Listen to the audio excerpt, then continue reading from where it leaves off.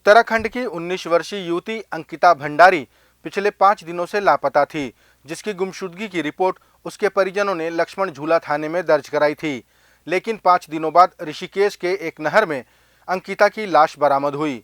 पूरे घटनाक्रम में पुलिस ने उत्तराखंड के पूर्व मंत्री विनोद आर्या के बेटे पुलकित आर्या, अंकित आर्या और सौरभ भास्कर को गिरफ्तार किया। इन्हीं के रिसोर्ट वनांतरा में अंकिता बतौर रिसेप्शनिस्ट काम करती थी। इन पर आरोप है कि ये अंकिता को देह व्यापार के लिए मजबूर किया करते थे। पूरे मामले को लेकर कांग्रेस की सुप्रिया श्रीनेत ने भारतीय जनता पार्टी को दोषी ठहराया। सुप्रिया ने कहा कि लड़कियों और महिलाओं के शोषण में भाजपा नेताओं की लंबी फहरिस्त है। उन्होंने इस घटना के लिए प्रधानमंत्री नरेंद्र मोदी और महिला बाल विकास मंत्री स्मृति ईरानी को देश से माफी मांगने की बात कही। मुझे ऐसा लगता है कि जब तक हम सवाल नहीं पूछेंगे और जब तक हम ये समझेंगे नहीं कि ये सत्ता का नशा है, सत्ता में बैठे हुए भाजपा के लोगों को, उनके मंत्रियों को, उनके सांसदों को, उनके लड़कों को जब तक ये लगता रहेगा कि उनको राजनीतिक संरक्षण मिलेगा, तब तक ये लगातार चीजें होती रहेंगी। तब तक 19 साल की जैसी अंकिता अपने आंखों में सपने लेकर तो जरूर निकलेगी घर से, लेकिन उसका शव वापस आएगा। और यह सच है, और इस सच को अगर झुठलाना है तो कलेक्टिवली खड़े होकर इस सरकार से सवाल पूछना पड़ेगा। इस सरकार को अपनी चुप्पी तोड़नी पड़ेगी। नरेंद्र मोदी को इस देश से माफी मांगनी पड़ेगी और स्मृति ईरानी को बाल और महिला विकास मंत्रालय से तुरंत बर्खास्त करना पड़ेगा। कि कहां है वो महिला नेत्रियां और कहां है देश के प्रधानमंत्री नरेंद्र मोदी, और वो इस देश से माफी कब मांगेंगे? जब मोदी जी खड़े होकर लाल किले की प्राचीर से बोलते हैं महिलाओं का सम्मान होना चाहिए, तो जब आपके लोग ऐसा काम कर रहे हैं, आप इस देश से माफी कब मांगिएगा? छत्तीसगढ़ के मुख्यमंत्री ने राज्य के सभी एसपी और कलेक्टरों को निर्देश दिए हैं कि कहीं भी जुआ और सट्टा खेलने या खिलाने की शिकायत नहीं मिलनी चाहिए। उन्होंने राज्य को जुआ मुक्त करने के निर्देश दिए, जिसे लेकर पूर्व मुख्यमंत्री डॉक्टर रमन सिंह ने आरोप लगाया कि पुलिस की जूतों की एक धमक से ही जुए और सटोरिये कांप जाते हैं, लेकिन छत्तीसगढ़ में सरकार के ही संरक्षण में यह सब हो रहा है।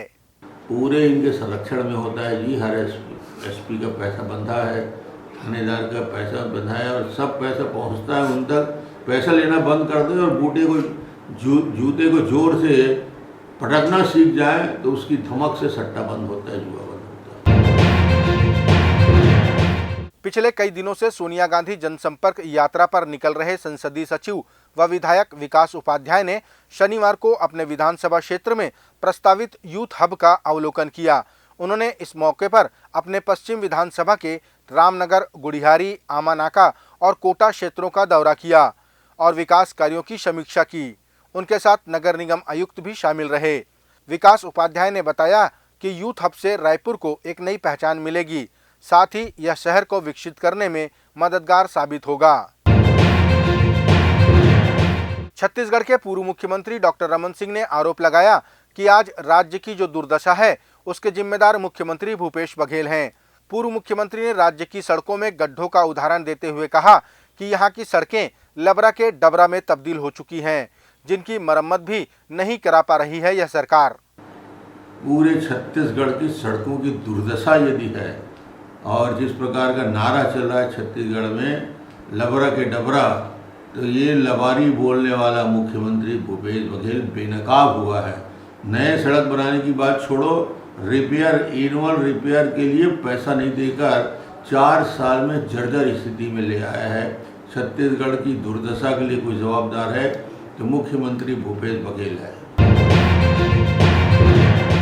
छत्तीसगढ़ की राजधानी रायपुर के खमाड़ी दशहरा उत्सव समिति ने अपने आयोजन की रूपरेखा बदलवाने के आरोप में प्रशासन के खिलाफ प्रदर्शन किया और पुतला दहन किया। बता दें कि इसके एक दिन पूर्व समिति के संजय श्रीवास्तव ने पत्रकार वार्ता के माध्यम से बताया था कि कैसे प्रशासन उनको आयोजन करने में परेशानी पैदा कर रहा है, जिसके चलते उन्होंने आज के प्रदर्शन की घोषणा की थी। उनका आरोप है कि विगत कई वर्षों से जिस स्थान पर माता की मूर्ति विराजित की जा रही है, उस स्थान को बदलने प्रशासन उन पर दबाव बना रहा है। छत्तीसगढ़ के प्रसिद्ध शक्तिपीठ दंतेवाड़ा में मां दंतेश्वरी मंदिर में नवरात्रि की तैयारियां जोरों पर हैं। इस दौरान हजारों भक्त माता के दर्शन करने दंतेवाड़ा पहुंचते हैं। व्यवस्थाओं का जायजा लेने जिले के कलेक्टर विनीत नंदनवार दंतेश्वरी मंदिर पहुंचे। वहां उन्होंने भक्तों के आने जाने, यातायात व्यवस्था समेत सुरक्षा व्यवस्था का जायजा लिया। साथ ही कलेक्टर ने अधिकारियों को मंदिर परिसर में भीड़ को नियंत्रित करने के लिए योजनाबद्ध तरीके से दर्शन की प्रक्रिया बनाने के निर्देश दिए। और लगभग तैयारियां पूरी हो गई और जो भी छोटी मोटी तैयारियां बची हैं वो समय सीमा में पूरी हो जाएगी। उसी का एक प्रारंभिक जो है हम लोगों ने यहाँ पर आके निरीक्षण किया है। इसके बाद भी एक बार और निरीक्षण करेंगे ताकि आने वाले जो हैं भक्तगण हैं, श्रद्धालु हैं, उनको किसी तरह की तकलीफ ना हो। और ये जो शारदीय नवरात्रि का पर्व है सभी को सुविधापूर्ण तरीके से और भव्यता के साथ, उत्साह के साथ अच्छे से इसका संपन्न हो सके, इसके लिए हम लोगों ने आज यहाँ पर आके पूरा दौरा किया। छत्तीसगढ़ कांग्रेस के प्रदेश अध्यक्ष मोहन मरकाम अपने गृह जिले कोंडागांव से दंतेवाड़ा मां दंतेश्वरी के मंदिर तक पैदल प्रतिवर्ष की तरह इस वर्ष भी जाएंगे। इस दौरान वे कुल 161 किलोमीटर की पदयात्रा करेंगे। इस पदयात्रा में शामिल होने भारतीय जनता पार्टी के प्रदेश अध्यक्ष अरुण साव को भी निमंत्रण दिया गया है। यह निमंत्रण कोंडागांव जिला कांग्रेस कमेटी ने दिया। कांग्रेस संचार विभाग के प्रमुख सुशील आनंद शुक्ला ने कहा कि मोहन मरकाम रोजाना 50 किलोमीटर पैदल चलते हुए दंतेवाड़ा पहुंचेंगे। 26 तारीख से यात्रा शुरू होगी, 29 तारीख को इसका समापन होगा और कुल 161 किलोमीटर यात्रा चलेगी। पहले दिन 51 किलोमीटर, दूसरे दिन 50 किलोमीटर, तीसरे दिन 45 किलोमीटर, चौथे दिन 15 किलोमीटर। इस यात्रा के कोई भी राजनीतिक निहितार्थ नहीं है। ये यात्रा धार्मिक यात्रा है। छत्तीसगढ़ की सुख समृद्धि शांति के लिए मोहन मरकाम जी इस यात्रा को बराबर निकालते हैं। भारतीय जनता पार्टी के प्रदेश अध्यक्ष और नेता प्रतिपक्ष को इसलिए निमंत्रण दिया गया था कि जब इस यात्रा के बारे में मोहन मरकाम जी ने हमारे राष्ट्रीय नेता राहुल गांधी जी को भारत जोड़ो में बताया था, तो भारतीय जनता पार्टी के नेताओं ने इसमें सवाल खड़ा किया था। तो हमारे जिला कांग्रेस कमेटी कोंडागांव के अध्यक्ष ने उनसे कहा कि आप भी आइए, फिर से यात्रा निकल रही है, अपनी आंखों से देखिए कि एक दिन में कैसे 50 किलोमीटर यात्रा की जा सकती है। छत्तीसगढ़ के पूर्व मुख्यमंत्री डॉक्टर रमन सिंह ने बताया कि उनकी पार्टी के नेता अभी बस्तर प्रवास पर हैं और उन्हें उनसे जो फीडबैक मिला है उसके अनुसार बस्तर में सरकार पूरी तरह फेलियर है। उन्होंने कहा कि अज्ञात बीमारियों से निर्दोष आदिवासी मारे जा रहे हैं और सरकार के नुमाइंदे राज्य में चुनाव के लिए अपनी जमीन तैयार करने में लगे हैं। बड़े मुद्दे प्रकाश में आने के बाद भी सरकार गंभीर नहीं है और आदिवासियों के बारे में बड़ी बड़ी बात करती है, मगर उनकी चिकित्सा की व्यवस्था भी नहीं कर पाई है। मुझे लगता है ये सरकार का पूरे बस्तर में फेल्योर है और जानकारी आएगी तो आँख खोलने वाले नहीं। छत्तीसगढ़ प्रदेश में शराबबंदी को लेकर एक बार फिर विपक्षी दल भारतीय जनता पार्टी सड़क पर उतर आई है। महासमुंद में भारतीय जनता पार्टी के कार्यकर्ताओं ने गंगा जल की कसम खाकर शराबबंदी के नाम पर महिलाओं से धोखे का आरोप लगाते हुए प्रदर्शन किया।